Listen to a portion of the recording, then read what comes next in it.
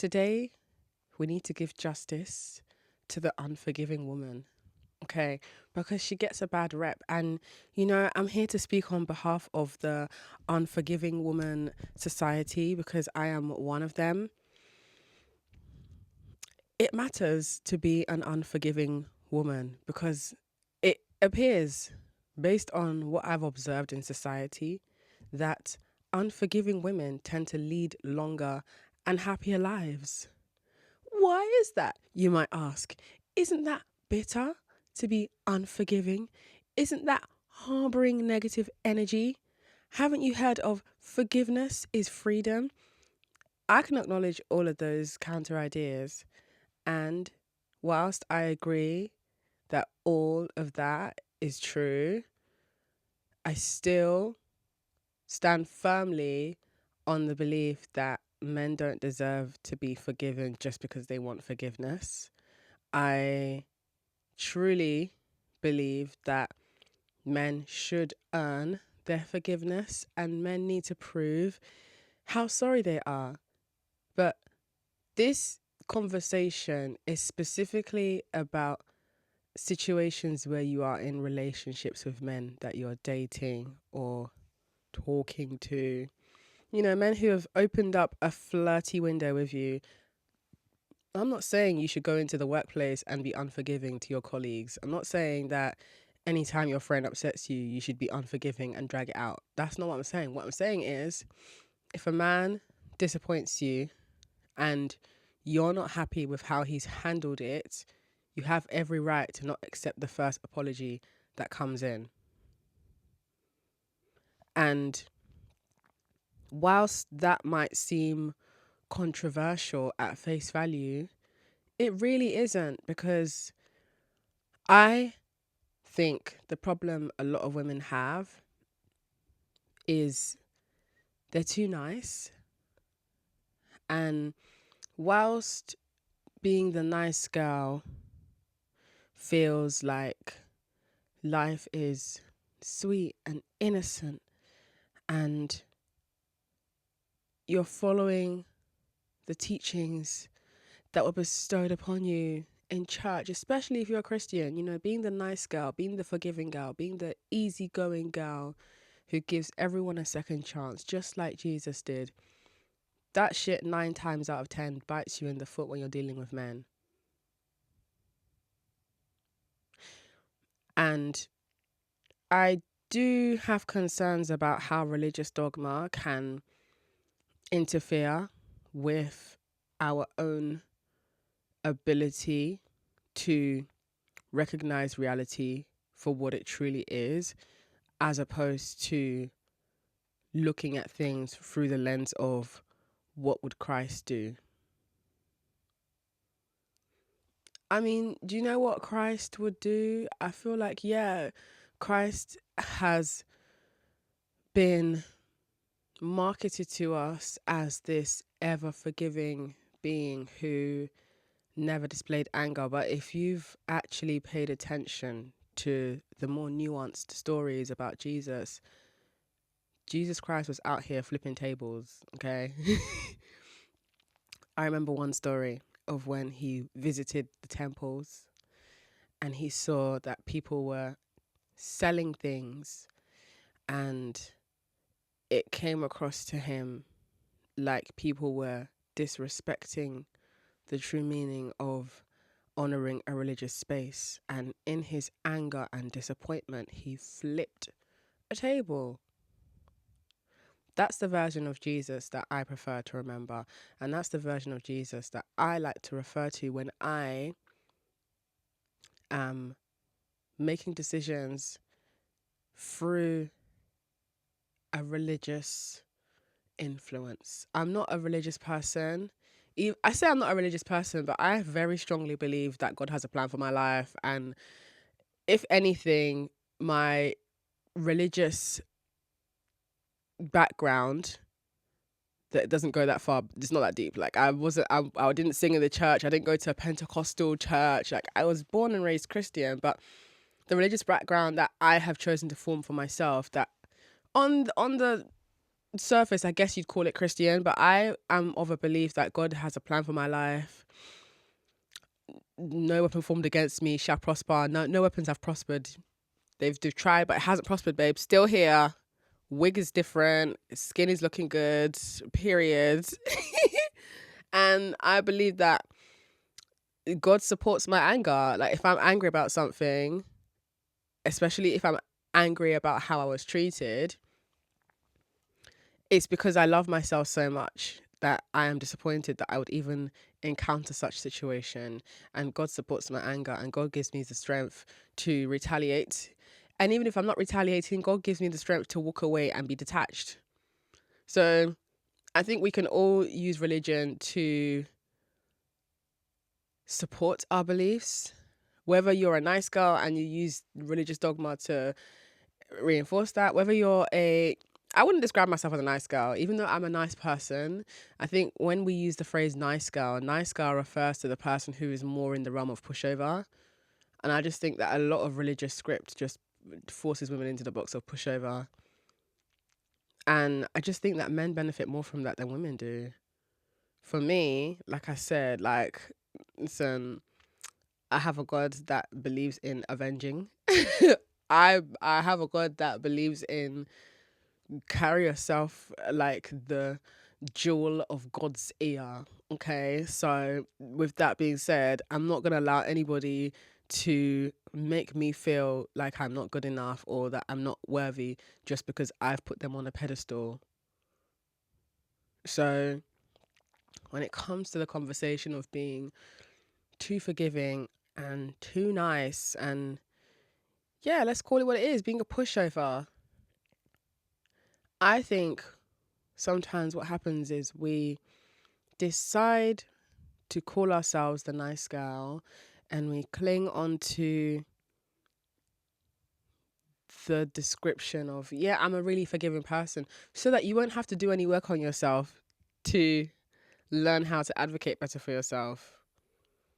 Because for me, I think the definition of an unforgiving woman is a woman who leaves at the first offense. This is something that I radically employ. If you know me personally, you know that this is not a joke. I do not play. I do not play about responding on sight to men's behavior. I don't care how well things have been going. I am not concerned with holding on to the old time's sake, even if I've known you for all of 2 weeks. What is even old times if I've known you for literally 2 weeks, and for the whole 2 weeks up until today, you've been sweet, you've been kind, you've been genuine, you've been consistent, and then today you decided to move mad. I'm going to discredit all of those 2 weeks because now you're going to have to start all over again. You've disqualified yourself. I believe strongly in leaving at the first offense because you have to set a precedent. And the only way for people to know that you're not the one to be played with is for them to see an immediate consequence for their actions. You don't tell them, you show them. Especially when it comes to dealing with men. The whole idea of sending paragraphs to scold somebody and explain, I'm not going to be treated like that. If you want to talk to me, you're going to need to text me back in a reasonable time because it feels disrespectful and I feel like and my feelings and my emotions and you have my they don't care. They just get an ego stroke out of you being panini pressed, and that's embarrassing.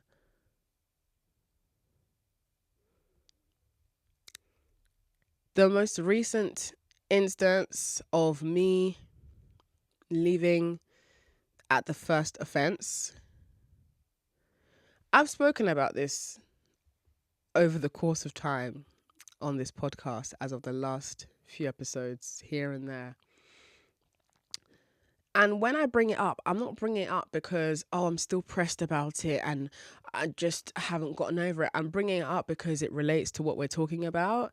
I want to make that clear because I think, sometimes men get a sense of importance from hearing you still talk about them, even if you don't make them identifiable to the listening ear. if somebody knows that it's about them, then they're gonna think certain things. They're gonna be like, oh, she's still talking about me, so she still cares. Like, in case any of these men, I just want to make it, in case any men happen to be listening to my podcast and we've had a run in, you are now peer reviewed scientific data. You are no longer a romantic interest. You are merely a set of numbers and statistics and data that I can now refer to inform my scientific theories. Thank you for your contribution to saving the earth by donating yourself as a piece of research equipment. Anyway, this last guy, yeah. And I'm actually glad that I don't have any more recent in the timeline stories to refer to. This last guy I'm talking about, I've spoken about him before. If you've heard this story, then I'm sorry. Thankfully, I'm not going to run through the whole story again, but I'll give you the top liner. Being that there was this guy, came across him at a networking event at a members club that I go to, and he gave me the impression that he understood my work and my values, and he seemed to be someone that really respected me, and he was very flattering. So he proposed the idea of me and him collaborating, which I was up for because he's a serious person in his line of work. I can respect the effort he's put into his career. He doesn't strike me as someone wayward or somebody who is a time waster. So I took him up on his offer of frequently meeting up to work on this project together. And for the most part, things were appropriate. I mean, I wasn't flirting with him. He did flirt with me here and there, but it wasn't enough for me to think this is inappropriate, I'm going home. Or it wasn't enough for me to feel worried about whether this collaboration was actually going to be seen through to its full extent. But I did have from very early on, I did have my suspicions that, okay, we'll see how long this lasts. Because you know how I do with men. I operate on a we will have to see policy. You can swear up and down you're going to do something. You can promise me the heavens and the hills. Until it's done, I remain neutral and open to seeing what happens. But I'm always keep in mind that there's a stronger likelihood that you're going to disappoint me than there's a likelihood you're going to actually see this through to a level of excellence and consistency. And you know what? If the man does end up seeing things through to a level of excellence and consistency, then the surprise feels even more pleasant, right? And it's not from a place of me being, oh my God, you're so traumatized that all you do is wait for things to go wrong. It's about recognizing that there's a pattern in men's behavior, and patterns are supposed to be observed, and patterns mean that repetition is at play here. So you can anticipate that the same thing will happen again. Anyway, we were meeting up frequently for months. Time was put into this project, guys. And out of nowhere, he decided to go ghost.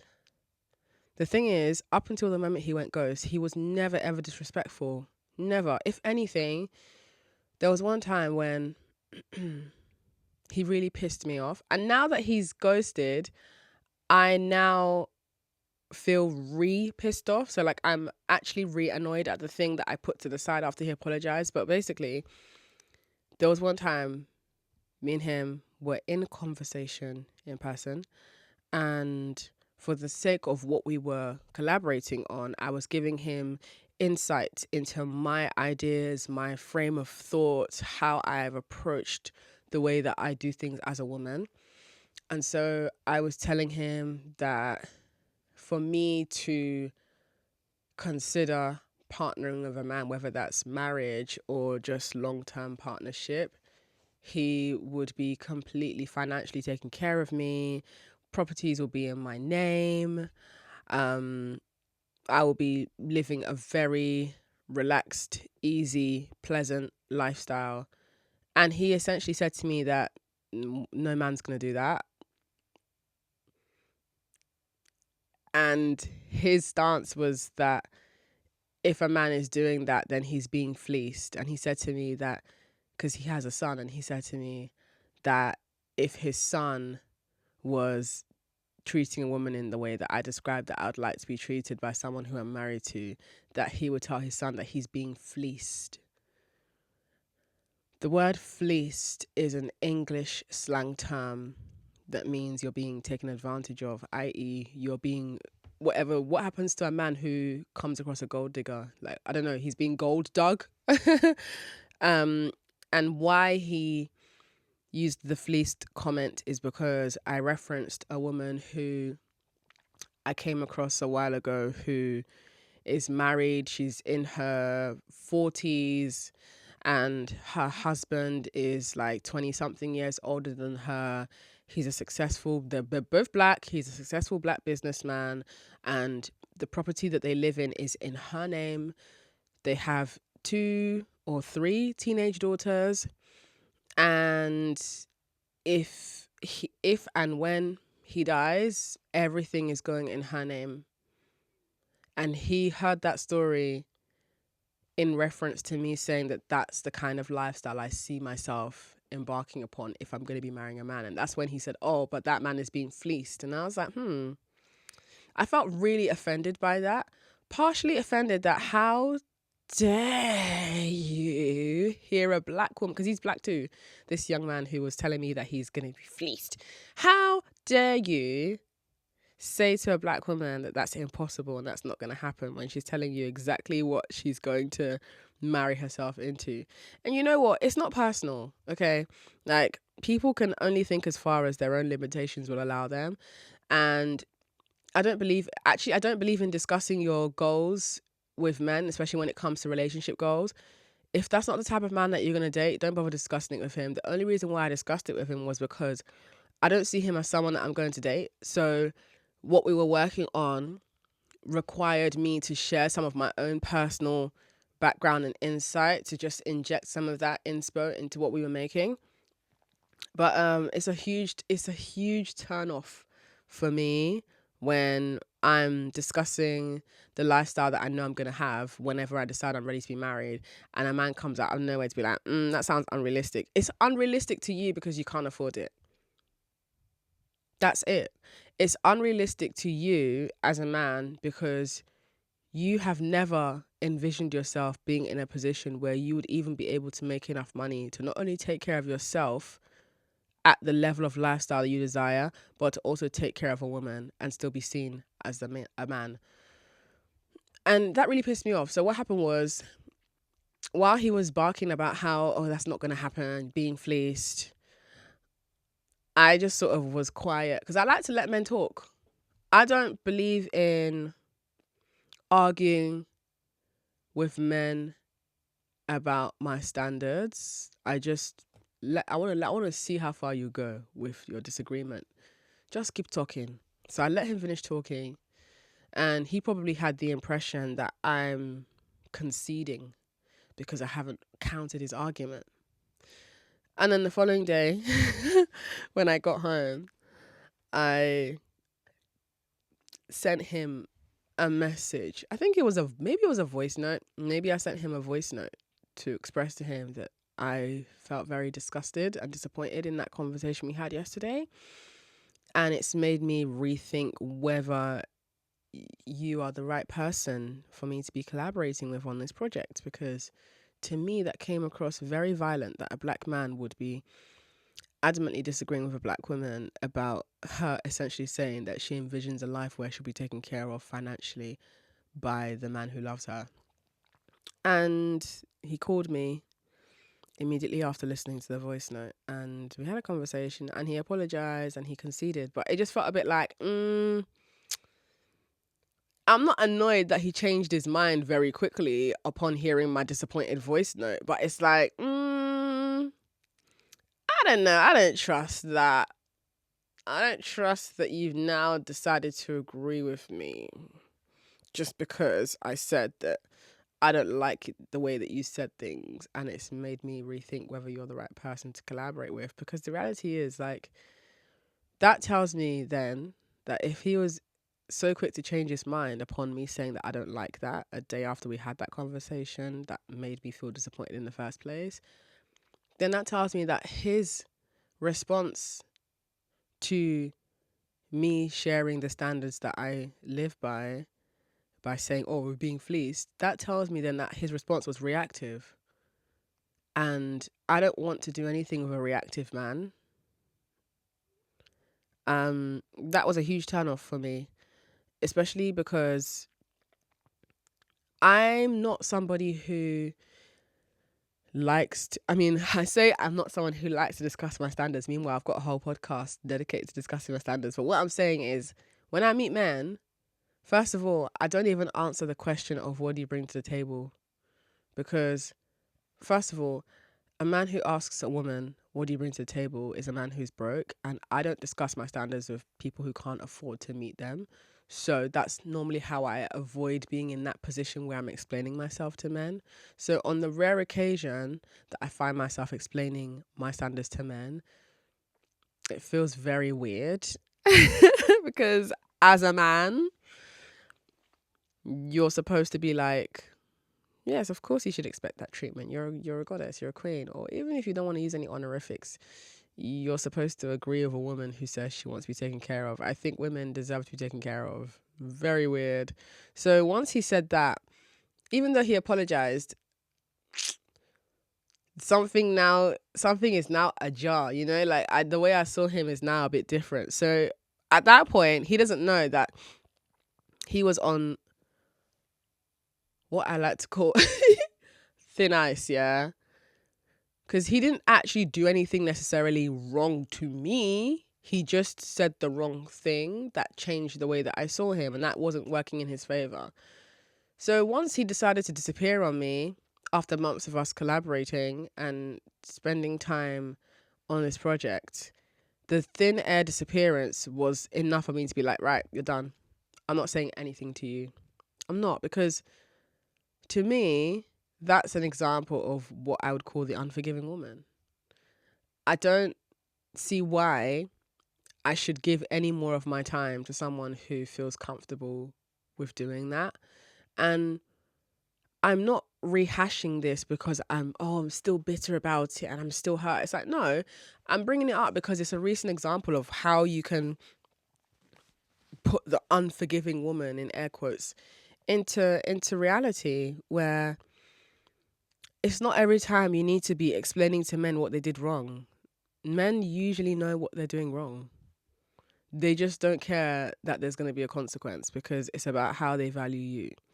And the way a man values you is not personal. Because men put women into certain categories. And like I have always said on this podcast, men will make observations about you. And based on those observations, they will decide what treatment you deserve.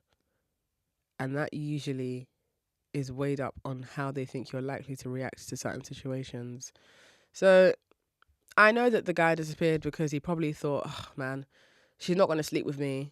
Damn it. I thought I could dangle an opportunity over her head and hopefully we'll have sex. But he came to realize that I'm not like that. I always describe myself as an unmovable rock. And whilst I use the phrase unmovable rock to describe myself as a sexual being, I really think being an unmovable rock matters in the conversation of being an unforgivable woman or an unforgiving woman. But before we continue this conversation, I want to remind you that I have a Patreon. Do you know what Patreon is? Patreon is a subscription-based platform where creators like myself can share exclusive content that you won't find anywhere else. So if you're not familiar with my Patreon, which you can find on patreon.com/theslumflower, how my Patreon runs is I only have one tier. And that tier is called the Disobedient Deviance tier, because As you know, the Slumflower Hour is a podcast for disobedient women who date men. But I always think we could be a lot more disobedient, and sometimes disobedience can be discouraged if too many people are in your ear. So that's why I created a private domain that is secured behind a paywall where we can discuss things in deeper context, not only through the channel of me putting out exclusive episodes. There is also a very fire group chat on the Patreon where women in real time are sharing their encounters, their problems, their discoveries, and there is a lot of encouragement and support in that group chat, which I deeply admire.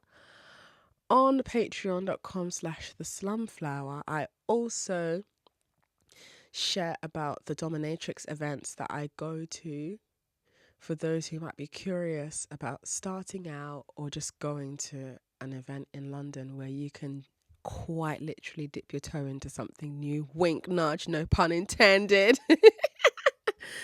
The last dominatrix event I shared about was actually the one where I met the guy who ended up spending like... Do you remember the story time I did about a millionaire sub? Well, I met him at the last dominatrix event I shared about on my Patreon. And one thing I love about my Patreon is not just the fact that I share bonus long form episodes, I also share twice a month mini episodes where I share my quickfire perspective on topics that you guys have asked me to chime in on.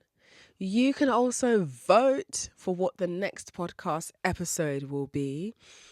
Recently, you guys voted for First Date 101, which I did an episode on, and I really enjoyed recording that. But not only do you have voting power, you also get to enjoy a free 65-page guide called the Dilemma Manual, where I dive into various dilemmas, obviously anonymized, that people have sent me, and I share my musings and my thoughts and my perspectives on how I would handle that situation if it was me. So the 65-page guide called the Dilemma Manual gives you insight into how you could handle a situation that you might be hung up on. So if you are subscribed to the Patreon, you can access that for free. It's not available anywhere else. One thing that I love about the Patreon as well is that I have an ongoing workshop series. At the moment, there's one workshop on there. And I love the fact that I have an environment like Patreon where I can share things that I don't have to worry about people being like, why would you say that? Because, you know, the last time I had people being really annoying, because you know what? The Storytime My Millionaire Sub episode, which you can access on all the streaming platforms, including YouTube, Spotify, wherever you're listening right now, that was actually nearly not going to go out. I was going to only put that on the Patreon because I just knew that people were going to take that particular story time the wrong way.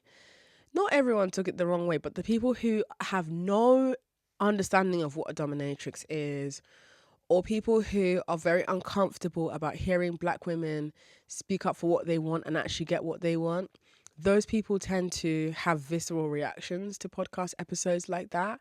So it's really annoying that, you know, I've had Black men commenting unprovoked on that particular millionaire sub episode on my Instagram, being like, this is so sad to see. Oh, poor guy. It's a shame to see that this is what dating has come to, when they don't understand that this is a kink. So maybe in future, you guys are not getting any more story times on the public domain because you don't know how to behave. So if you want to be accessing my story times, you're going to have to join the Patreon, because any of the girlies who are on my Patreon will tell you how much they love it here. So if you're curious about joining this domain for the disobedient deviants who dates men, then why not give patreon.com/the Slumflower a shot? And even if you're not interested in subscribing to anything, you're always welcome to continue streaming the Slumflower Hour podcast. I'm happy that you're here, and I hope that you continue to get value out of these conversations, especially this conversation we are having today about being the unforgivable woman. Another thing about being an unforgivable woman is, I keep saying unforgivable woman, unforgiving woman, because unforgivable would mean that like no one's ever going to forgive me. No, unforgiving woman, the unforgiving woman is the woman who is not too quick to forgive other people, especially men. So you must trust your observations. And in that story I shared about this dude who decided to approach me under the guise of collaboration, once he decided to ghost me, babe, that was it. Because you know what? The first week of not hearing back from him, I was like, okay, life is happening. Fair enough. Second week goes by. I was like, this is interesting. Because you know, once things hit the 2-week mark, it's like, oh, he's either going to have to come back with a really good explanation, or he's going to have to just maintain the energy of disappearance, because 2 weeks is now awkward. Then a month flew by and I was like, oh yeah, I'm not hearing from him again. But what was really annoying was that he was still watching all my stories for a while. Not all my stories, but you know, occasionally he'll pop up in my stories, or he would still be liking my posts on my grid. So I was like, okay, so you haven't fallen down and died, thank God, because I don't wish anybody any death. You haven't fallen down and died. You're clearly still alive, so much so that you even have the nerve to be liking my posts. So you're ignoring me on purpose then.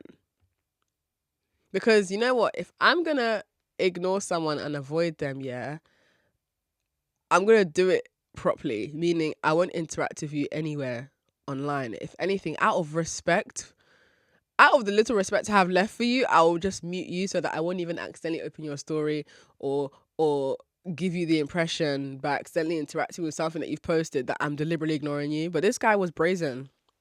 So 1 month mark, I'm noticing, you know, you're liking my post. I'm like, okay.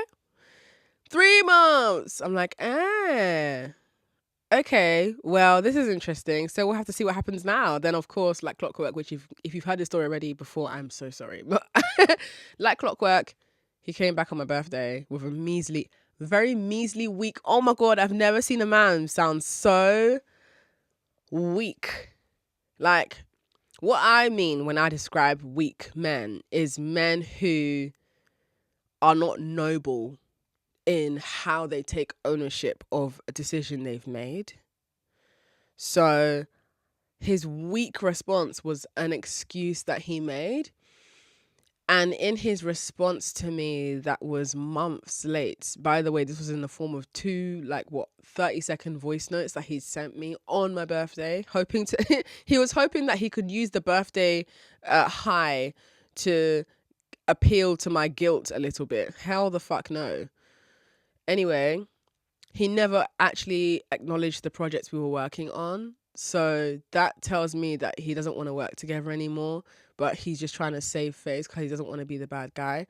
So I had to definitely ignore him because that's an idiot. I don't care about what could have come of the project. I don't care. If you don't respect me, I lose respect for you. And that is why the unforgiving woman wins. Because this is not about winning a silly game. This is about staying on your high, beautiful white horse. You're not about to have me come down from my horse to scrap with you. And this is why I think as a woman, you need to trust that you are making the right choice by leaving. Now, in this case, this wasn't a relationship I was in. This is some guy who I stand 10 toes on the belief that he wanted to sleep with me and he realized that it's going to be too hard for him because he doesn't have he can't afford it. He can't afford it financially. He can't afford it even as a gentleman. Like, he doesn't even have the life experience to woo me. I am beyond his league. And I think for a man who is used to having so much attention from women, because he gets a lot of attention from women, he's stereotypically good looking. But my thing is, I don't care about how a man looks. I care about how much you are spending on me financially, energetically, romantically. I don't fall for looks. I have dated very good looking men. I attract good looking men all the time. Even my subs are good looking. So I don't see a man's looks as anything other than something nice to look at while I'm talking to you. So it makes it very easy for me to walk away from men. And that's why it's so easy for me to be unforgiving.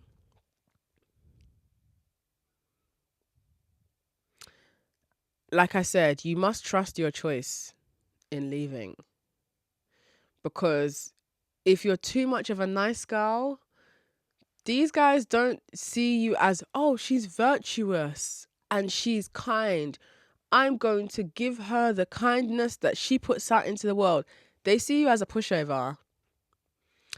And when you're here trying to do, oh, you know what? I'm going to send you a paragraph because we need to talk about it. Talk about what? Talk about what? There's nothing to talk about, because I promise you, if when that guy disappeared on me and he sent me that stupid pair of voice notes on my birthday, imagine if I had replied and I'd been like, hey, it's a shame that you disappeared. Sorry to hear about your situation, but I don't like the fact that you disappeared. That's just giving him way too much attention, and it gives him the impression that I was pressed while he disappeared, and that just elevates his sense of self-importance at my expense. I'm not doing it. I'm not doing it. And when you practice walking away at the first sign of offense, it actually trains you to be someone who doesn't take bullshit. Because guys, I promise you, you would think that if you're a really pretty girl and if you're a really nice girl, you're guaranteed to find a guy who's going to love you to the end of the earth. No, you're not. No, you're not. Because guys will take advantage of anybody. It doesn't matter how pretty you are. They think you stupid. Word to Scissor's grandma on the fucking Control album. Do you know, side note before I continue my point, I have never beat a fucking Scissor allegation. Every single time people are like, do you know who you remind me of? Who do I remind you of? You remind me of Scissor. So much so, guys, this is a story time that's going to stay in the personal vault for me. But if you know me in person, you've probably heard the actual story. But Kendrick Lamar himself, years ago, this would have been 2017 or something, maybe even 2016. Years ago, I spent some time with Kendrick Lamar and we met. This is crazy, but we made a music video that's never going to come out, right? I swear to God, I'm not lying. There are eyewitnesses. And if you know, you know. But Kendrick Lamar, right? He looked at me and he was like to Dave, do you know who Dave is? His like business partner / manager, I guess. He was like to Dave, do you know who she reminds me of? And then he looked at me and he was like, remind me of Solana, which is Scissor. So if Kendrick Lamar himself, right, has said to me that I remind him of Scissor, I just know I'm never going to beat these allegations. Every time people tell me I remind him of Scissor. And you know what? I'm okay with that because Scissor's a beautiful person. I think we have a very similar sort of like energy of just being very ourselves. And shout out to Scissor, she used to follow me on Instagram. She unfollowed me. Life happens. I still love you, boo. I'm a fan. Anyway, where I'm going with this Scissor thing is that on her album Control, she has a particular interlude at the end of a song of hers where her grandma has it's like a voice note that her grandma has shared. And it's something along the lines of, when you keep letting people treat you badly and you take it, they think you're stupid. So when you're a nice girl, i.e. you're a fucking pushover, you're too forgiving, you overread into people's intentions to try and see the best in them, even though they're not even trying to put their best foot forward, they think you stupid. When you're letting men get away with shit, they think you're stupid. They don't think, oh, this is a really nice girl who's forgiving, so I'm going to treat her in the way she deserves to be treated, which is to give her the justice of kindness that she deserves. No, they think you're stupid. When you're having sex with a man after he's hurt your feelings and you have not laid any consequences on the table, they think you're stupid, bro. When you're sending men paragraphs to explain that their behavior is hurting your feelings when you could simply leave them, they think you're stupid because you're putting energy where it doesn't belong.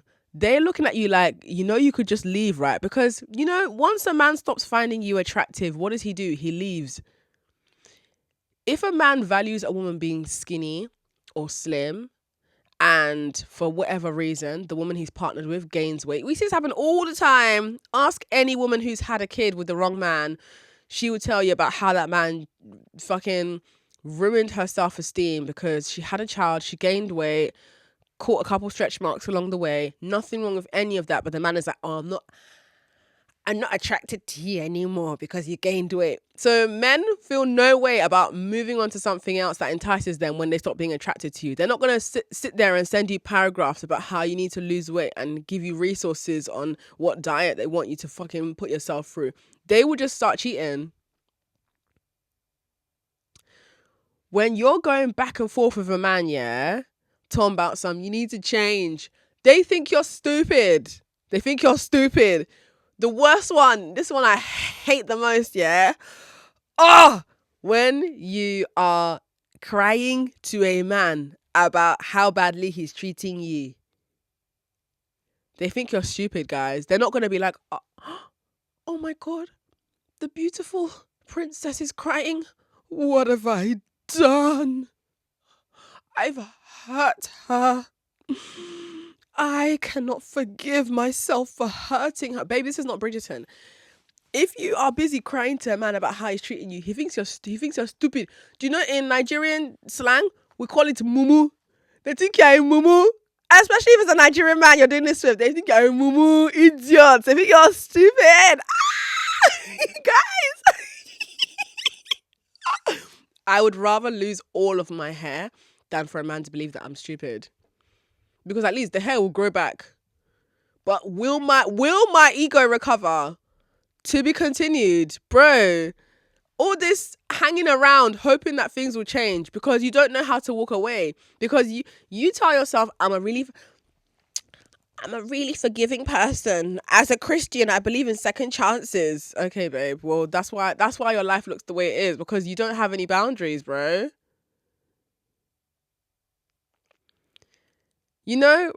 I'm the last person who's going to quote Rick Ross, but Rick Ross once said, God forgives, I don't. And I felt that. There is a reason why we have the Holy Trinity. That is the Father, the Son, and the Holy Spirit. It was them lot's job. See them three? It's their job to be ever forgiving because they are an octave above human. I'm human. Jesus died so that I can live as a flawed person who is in a place of trying to be better. But I'm never going to be Jesus. I am never going to be godlike, and that's okay.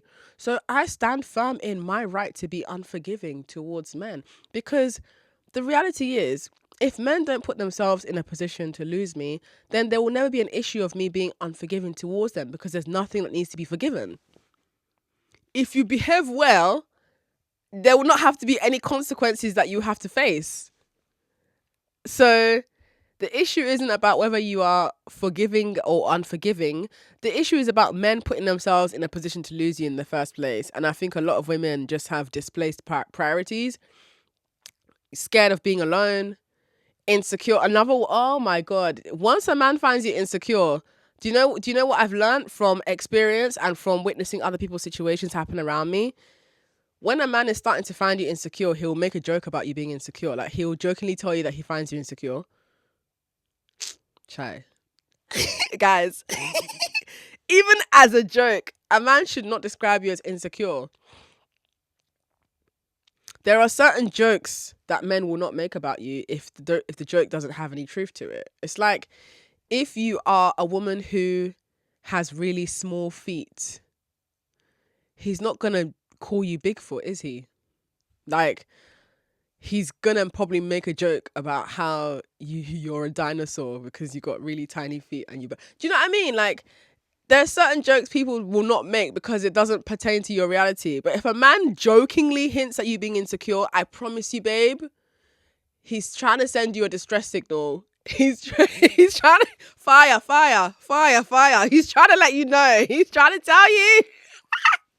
So pay attention to the jokes men make. But what I'm trying to get at with a man joking about you being insecure is that if a man makes a joke, because I've had this happen to me before where a man has like joked about me being insecure. This is when I was much... Thank God this is when earlier on in my 20s. Praise God, hallelujah. But earlier on in my 20s, a guy made a joke about me being insecure and I laughed about it. But now that I'm much older and I can look back on that situation with much more mature eyes, he was just trying to tell me that he finds me insecure. And when a man finds you insecure, he's turned off. And a woman who is over-forgiving is seen as insecure by a man. They don't value the things that we value, babe. Like, look, if you want somebody who's going to value what you value, who's going to love exactly like you do, you need to consider dating women. I'm not even trying to push the political lesbianism. That's not even what I'm saying. I'm saying you might need to genuinely reconsider your dating trajectory. You may need to open yourself up to the beautiful world of queerness, because as a woman, if you decide you want to date men, there is gonna have to be a streak of sternness that you need to have. And if you're a pushover, nice girl, you don't know how to do that, you may be better suited for women. And even then, there's still work you have to do to find women who have the heart for you. Because anybody who's too nice will be taken advantage of. It's a cold world, babe. But that's not doom and gloom. There is room for you to take charge and take action and take control of your future. And I strongly believe that it starts with observing the ways that you respond to people hurting you and changing things up for the fun of it, you know? Experimentation is beautiful because men see us as experiments. The men are not going to approach... Do you think men approach dating from a place of, I really want to be married. I'm dating to marry. Men will only tell you that they're dating to marry so they can have sex with you if they've seen and observed that you're the kind of woman who is only going to have sex after marriage, or if you're the kind of woman who believes in, I don't know, like keeping God at the center of your marriage. It's like, if you're dating someone, you're dating them. That's not your husband. So you treat him like your boyfriend until he's your husband. But that's another one for another day. All I'm going to say is, if you enjoyed this episode, please leave a 5-star rating wherever you listen. Even if you don't want to leave a rating, thank you for being here. I appreciate it a lot. I'm glad that I have a platform where I can discuss these things without someone whining in my ear, talking about why would you say that? I do this for the women who are just like Ariel, still trying to get their voice back. And I hope that I can be the enabling echo in your head that reminds you of who you once were, what your voice once sounded like. And if you can still hear that voice in your head, then it's not far out of your reach. Thank you for listening. And as always, I will see you in the next episode.